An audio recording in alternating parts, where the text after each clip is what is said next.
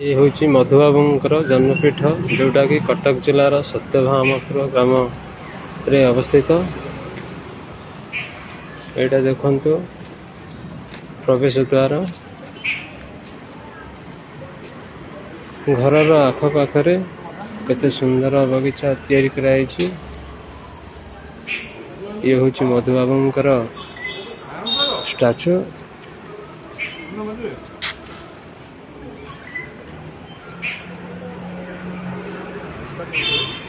ये देखंतु मधुबाबूंकर पुष्परणी अति सुंदर भाव में तैयारी कराई। घर चतुष्पाखरे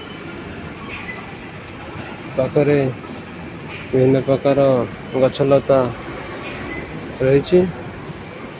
ये हूँ मधुबाबूंकर लाइब्रेरी। ये मधुबाबू छुआ बेले पाठ पढ़ुले।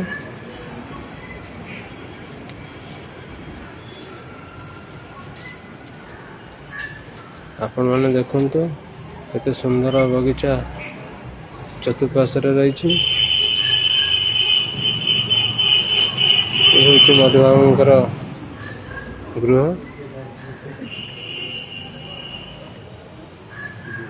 एठारे मधुबाबू रोते। ये होती राष्ट्रमाता कस्तूरबांकर मूर्ति।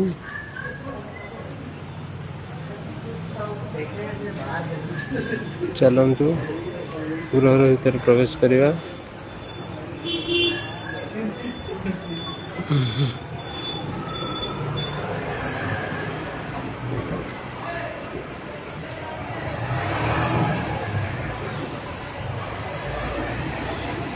देखते या भीतर बहुत पुराना स्मृति रही मधुबाबूंकर।